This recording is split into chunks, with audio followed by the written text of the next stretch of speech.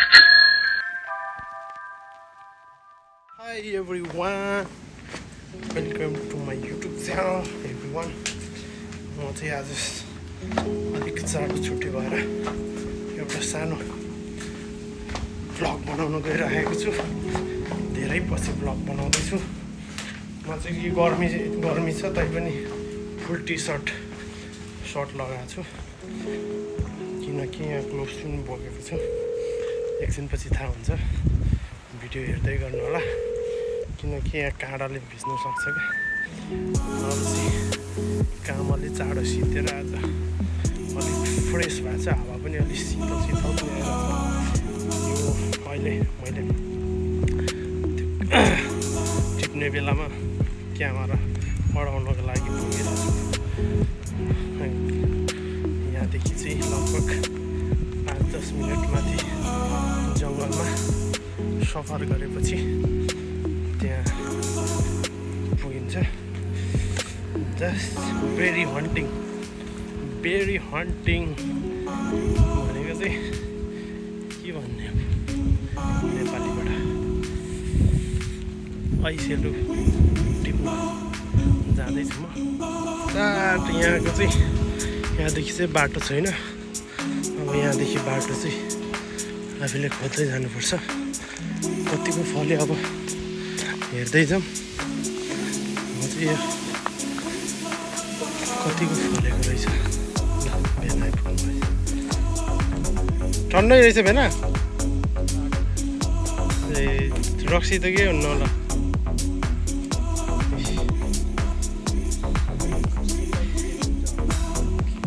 यो अब कोरियाको फेमस रेड बेरी हो यो।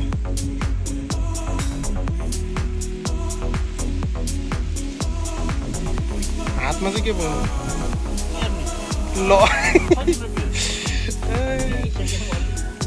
बियर र ऐसेले पनि सुहाउँछ र। ल पालतिरको जरिङ्गो हो भनेर झन्डै खाएको। भेनाले सेन्ट्री प्लान्ट हुन्छ भनेर खाएन, तर के हो कमेन्ट गरिदिनु होला है। जरिङ्गो हो भने खाइदिन्छु।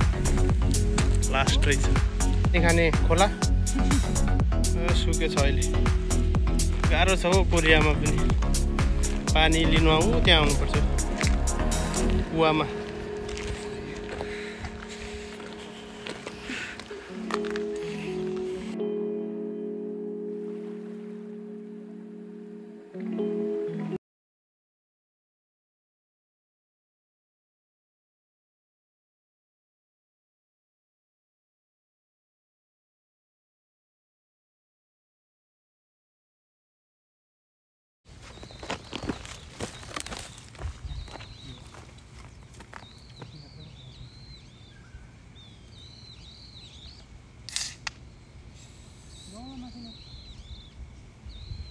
माथि पनि माथि अस्तिको ठाउँमा अस्तिको ठाउँ त पुग्नु पर्दैन। यतै कता नजिक पनि छ जस्तो लाग्यो।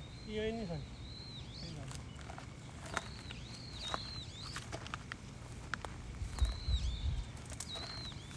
यहाँ नै छ हौ खाना।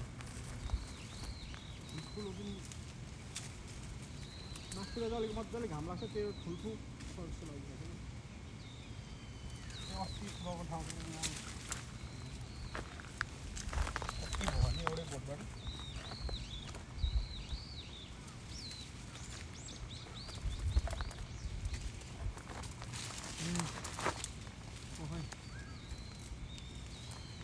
लक्ष्मी पाइनु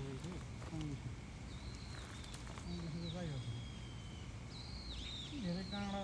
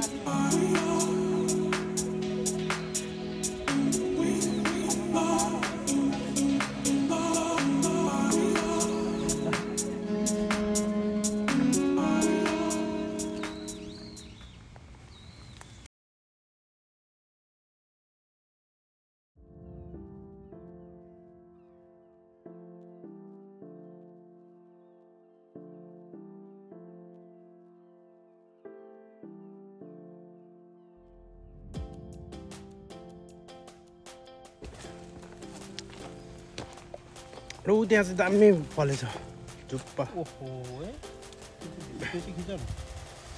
यस्तो फल्छ ल हेर यस्तोरी फल्छ अनि नखाएर हुन्छ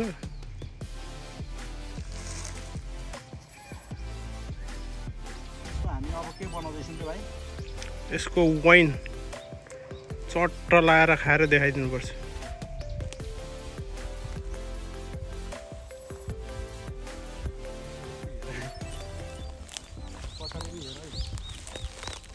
क्यामेराम्यानहरू भिडमा जान्छ अरे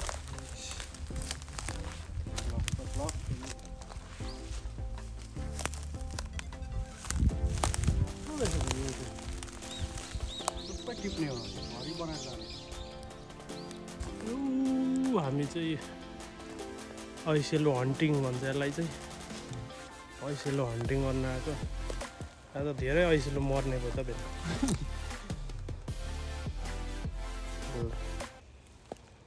तर लास्ट तिखो काँडा हुँदो रहेछ हेर्नु त गाइस यो घाम तिखो घाम यसको रस पनि यसको जुस मात्रै बनाएर खाए नि मिठो हुन्छ त्यही त हुन्छ नि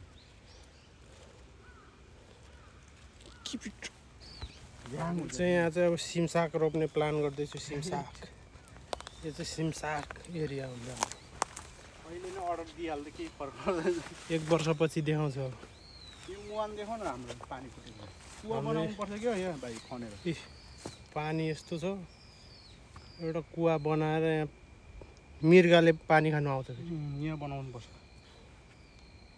है दामी यहाँ बनायो भने त पानी त धेरै जमिन्छ नि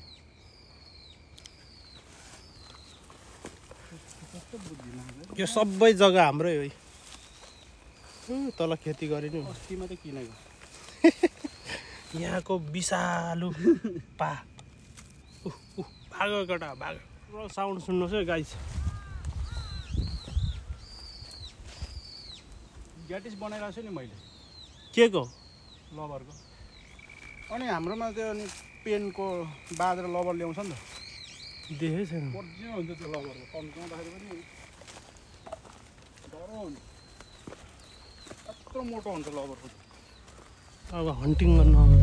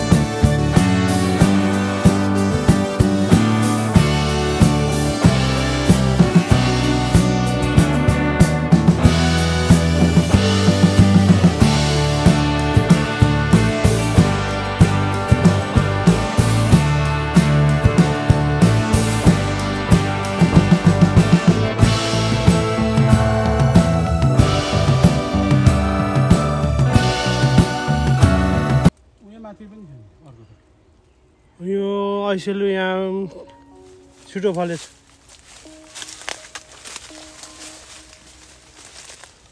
यो होला जस्तो छैन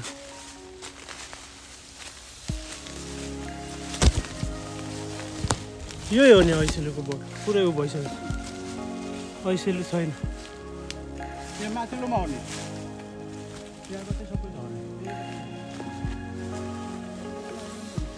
यो नि होइन र माथिल्लो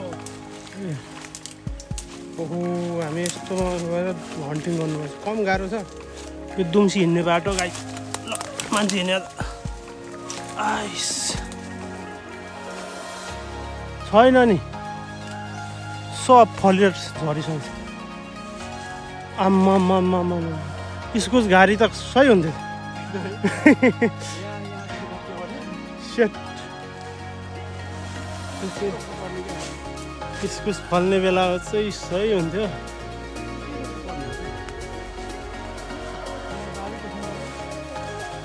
इस्कुस चाहिँ न थाहा नपाएको बारी त अस्ति थाहा पाएको दाइ त घर जाने हुन्छ कहिले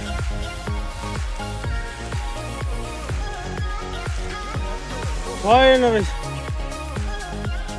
हिस्सा बुढी खिस्सा दाँत भन्यो कि त्यहाँबाट बाटो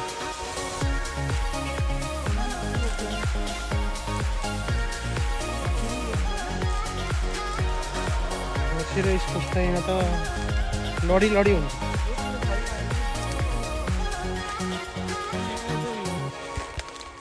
करेलाहरू यहाँ मुनि मुनि कि घामले दिन्छ र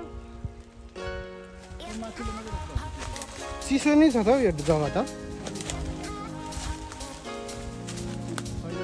छैन यो ऐसेलु सब गइसक्यो तलै मात्रै बाँकी रहेछ त्यही सिला गर्नुपर्ने एक दुईवटा रहेछ काम छ सब गइसक्यो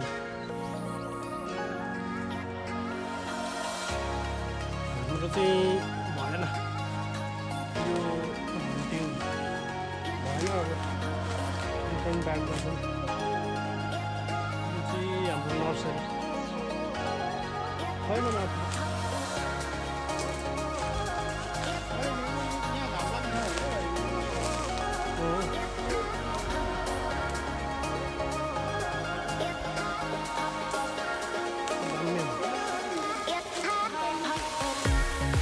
इस्कुस त हुन्छ यस्तो चिसो छ नि फेरि ठाउँ